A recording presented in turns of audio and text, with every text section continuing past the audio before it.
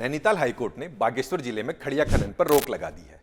मुख्य न्यायाधीश जी नरेंद्र और वरिष्ठ न्यायमूर्ति मनोज कुमार तिवारी की खंडपीठ ने कोर्ट कमिश्नर की रिपोर्ट का आकलन करते हुए ये रोक लगा दी। कोर्ट कमिश्नर की इस रिपोर्ट का पहला वाक्य ही ये है कि ये माननीय न्यायालय के संज्ञान में लाया जाना बेहद जरूरी है कि हमारे बागेश्वर से लौटने के बाद हमें रिपोर्ट प्रभावित करने के लिए फाइनेंशियल ग्रेटिफिकेशन प्रस्तावित हुई। इस वाक्य का आम भाषा में मतलब हुआ कि खड़िया खनन की जांच करने गए हाईकोर्ट के लोगों को ही घूस देने की कोशिश की गई। कोर्ट कमिश्नर की रिपोर्ट का ये पहला वाक्य ये बताने को काफी है कि हमारे राज्य में खनन माफियाओं के हौसले किस कदर बुलंद हैं। आखिर क्या है इस रिपोर्ट में जो हाईकोर्ट ने पूरे जिले में ही खनन प्रतिबंधित करने का आदेश दे दिया? ऐसे कौन से आईएएस अधिकारी हैं जिनके नाम इस रिपोर्ट में दर्ज हैं? और नैनीताल हाईकोर्ट को अपने आदेश में क्यों कहना पड़ रहा है कि इस अपराध में स्थानीय प्रशासन ने आंखें मूंद ली? नमस्कार, मैं मंजुल। आज की वीडियो में समझते हैं कोर्ट कमिश्नर की रिपोर्ट को नैनीताल हाईकोर्ट ने क्यों एक चौंकाने वाली रिपोर्ट कहा है।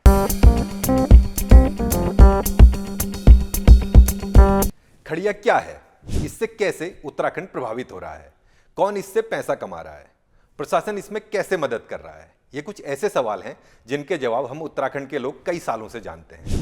इसलिए सीधा 7 जनवरी को नैनीताल हाईकोर्ट का आदेश जानते हैं। मुख्य न्यायाधीश जी नरेंद्र की पीठ ने आदेश में कहा है कि रिपोर्ट न केवल चिंताजनक है बल्कि चौंकाने वाली भी है।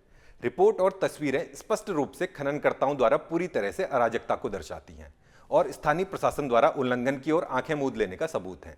इसके अलावा रिपोर्ट और तस्वीरें प्रथम दृष्टया दर्शाती हैं कि आगे की खनन गतिविधियों जो पहले से ही घरों को नुकसान पहुंचा चुकी हैं की वजह से भूस्खलन और निश्चित रूप से जान माल की हानि होने की संभावना है।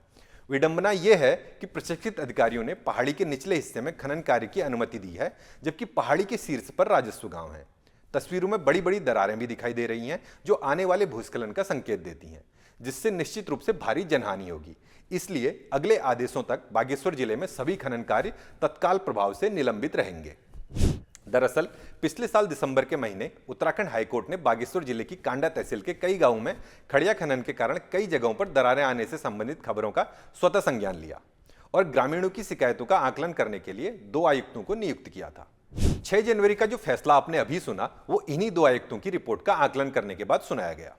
वरिष्ठ पत्रकार बीडी कसनियाल की द नॉर्थ गैजेट में छपी रिपोर्ट कहती है कि 9 दिसंबर 2024 को हाईकोर्ट द्वारा नियुक्त कोर्ट कमिश्नर मयंक रंजन जोशी और शरंग धूलिया 13 दिसंबर को साइट के लिए रवाना हुए और कांडा उपमंडल के कांडे, कन्याल, कांडाथर्प और कपकोट क्षेत्र के रीमा क्षेत्र की खदानों का दौरा करते हैं। कोर्ट कमिश्नर जो रिपोर्ट हाईकोर्ट में देते हैं उसकी पहली पंक्ति में ही बेहद गंभीर बात लिखी गई है। रिपोर्ट की शुरुआत में ही साफ साफ कहा गया है कि रिपोर्ट प्रभावित करने की कोशिश की गई। रिपोर्ट में जिला खनिज फाउंडेशन न्यास यानी डीएमएफटी फंड के दुरुपयोग पर भी सवाल उठाए गए हैं। यह एक वैधानिक प्राधिकरण है जिसे राज्य सरकार खनन से प्रभावित जिलों में स्थापित करती है। सामान्यतः जिलाधिकारी इसका अध्यक्ष होता है। इस फंड का नियम यह है कि खनन टेंडर से मिलने वाली धनराशि का एक हिस्सा खदान के इर्द गिर्द विकास से पिछड़े गांवों में खर्च किया जाना होता है। कुल मिलाकर डीएमएफटी का मकसद खनन से प्रभावित क्षेत्रों और लोगों के हित में काम करना है। इस फंड से खनन प्रभावित क्षेत्रों में मूलभूत सुविधाएं उपलब्ध कराई जाती हैं। रिपोर्ट में कहा गया है कि अधिकारियों ने डीएमएफ फंड का पिछले 4 साल से ऑडिट नहीं कराया है। फंड का इस्तेमाल खनन क्षेत्रों में होने वाले विकास कार्यों में होने के बजाय अधिकारियों ने उसका इस्तेमाल अपने ऑफिस रिनोवेशन में किया है।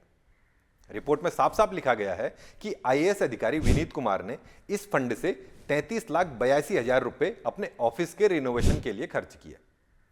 बागेश्वर की वर्तमान डीएम अनुराधा पाल का नाम भी रिपोर्ट में आया है। रिपोर्ट कहती है कि आईएएस अनुराधा पाल ने डीएमएफ से अपने और एसडीएम कपकोट के दफ्तर को रिनोवेट करने के लिए 16 लाख रुपए खर्च किए। कुल मिलाकर जो पैसा खड़िया खनन से प्रभावित गांव के लिए खर्च होना था वो अधिकारियों के दफ्तर चमकाने में खर्च किया गया। रिपोर्ट में इन अफसरों ने इस फंड का 4 साल से ऑडिट न किए जाने के साथ वित्तीय अनियमितताओं की बात भी कही है। रिपोर्ट में यह भी कहा गया है कि कांडे कन्याल के गरीब गांव वालों का कहना है कि वो इस जगह को छोड़ना चाहते हैं। गांव के जो लोग सक्षम थे वो पहले ही चले गए हैं, लेकिन गरीबी के कारण वो यहां से कहीं नहीं जा सकते। इस रिपोर्ट के आधार पर अब हाईकोर्ट ने भूविज्ञान एवं खनन विभाग के निदेशक के साथ औद्योगिक विकास विभाग के सचिव और जिला अधिकारी को 9 जनवरी को तलब कर इस मामले में उनका जवाब मांगा है। खड़िया खनन बागेश्वर जिले का सबसे अधिक राजस्व देने वाले उद्यमों में से एक है। जिले में 168 खड़िया खान स्वीकृत हैं, जिनमें अभी 50 खानों का संचालन हो रहा था। वित्तीय वर्ष 2023-24 में खनन से 27 करोड़ और वर्ष 2022-23 में 30 करोड़ रुपए का राजस्व प्राप्त हुआ था। खनन कारोबार से 10,000 से अधिक लोग प्रत्यक्ष और परोक्ष रूप से जुड़े हैं। पूरे राज्य में पिछले कुछ सालों में खनन से आने वाले राजस्व में अंधाधुंध बढ़ोतरी देखने को मिल रही है। इस वित्तीय वर्ष 2024-25 के शुरुआती 9 महीनों में ही खनन से 686 करोड़ रुपए का राजस्व मिल चुका है, जो पिछले वित्तीय वर्ष के कुल राजस्व 646 करोड़ रुपए से ज्यादा है। उम्मीद की जा रही है कि वित्तीय वर्ष खत्म होने तक ये 1000 करोड़ रुपए से अधिक होगा। सरकार इसे उपलब्धि के तौर पर दिखा रही है। उम्मीद है किसी की नजर इस पर भी पड़ेगी, नहीं तो सब कुछ लुटने के बाद इसने आंख मूंद रखी थी, उसने कान बंद किए थे कहने के सिवा कुछ नहीं बचेगा।